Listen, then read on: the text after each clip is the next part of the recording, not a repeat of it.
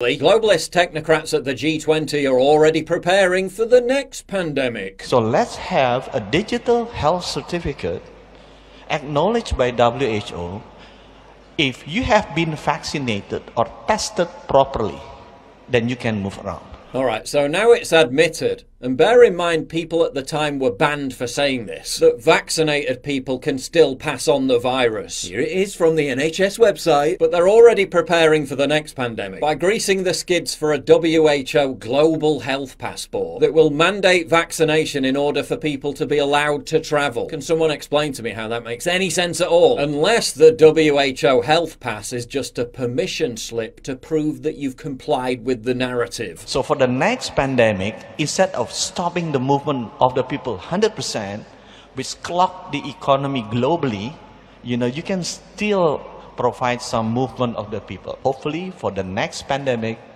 we can still see some movement of the people, some movement of the goods, and movement of the economy. Also note, despite the COVID pandemic being something completely unprecedented in our lifetimes, in our parents' lifetimes, even in our grandparents' lifetimes, they just talk like the next pandemic is an inevitability and it's right around the corner. That new normal sure came out of nowhere, didn't it? The official G20 Leaders Declaration also calls for COVID-19 certificates, or as you and I know them, vaccine passports. Article 23 states, quote, "We acknowledge the importance of shared technical standards and verification methods under the framework of the IHR to facilitate seamless international travel, interoperability, and recognizing digital solutions and non-digital solutions, including proof of vaccinations. We support continued international dialogue and collaboration on the establishment of trusted global digital health networks as part of the efforts to strengthen prevention and response to future pandemics that should capitalize and build on the success of the existing standards and digital COVID-19 certificates." Or in other words, meet Lucy, student in psychology,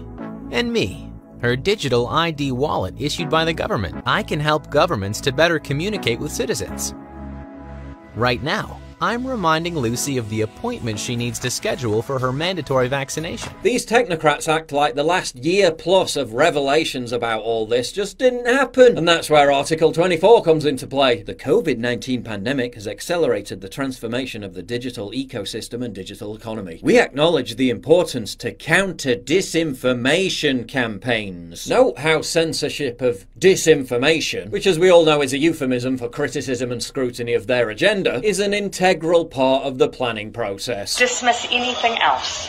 We will continue to be your single source of truth. Let's not forget that at one point, claiming vaccine mandates were going to come into force was called disinformation. Anti-vaxxers are terrified the government will enforce a vaccine for coronavirus. Fact check, COVID-19 vaccine won't be mandatory. They called that a conspiracy theory. Then it happened. The WHO Health Pass is being readied in conjunction with other similar permission slips the technocrats will graciously grant you, just so you can go about basic life activities. Carbon footprint limits linked to purchases tracked and traced by government-controlled central bank digital currencies. Where are they traveling? How are they traveling? What are they eating? What are they consuming on the platform? So, individual carbon footprint tracker.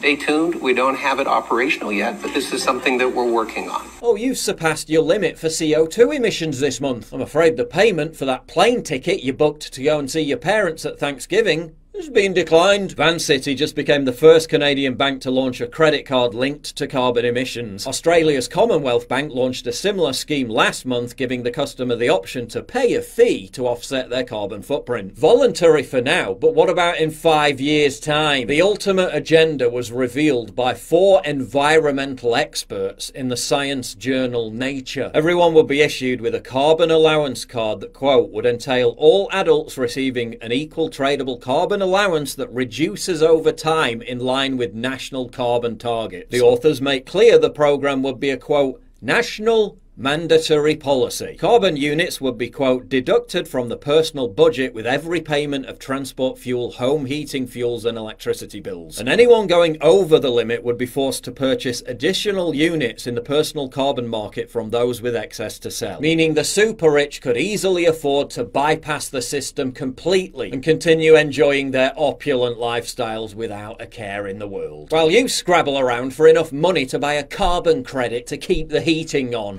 carbon is moving very quickly into a system where it's going to be very close to a currency. The proposal makes clear that the means of measuring a person's uptake of carbon units for travel would function, quote, on the basis of tracking the user's movement history. The authors then celebrated the fact that COVID-19 pandemic contact tracing has greased the skids to eliminate what they call political resistance to this. Recent studies show how COVID-19 contact tracing apps were successfully implemented with mandatory schemes in several East Asian countries such as China, Taiwan and South Korea. They openly brag about how mass, unquestioning compliance with COVID lockdowns has laid the foundations for carbon credit restrictions. People may be more prepared to accept the tracking and limitations related to PCAs to achieve a safer climate as a result. These people aren't hiding what they're doing. It's all out there in the open. What we have to confront is a deep,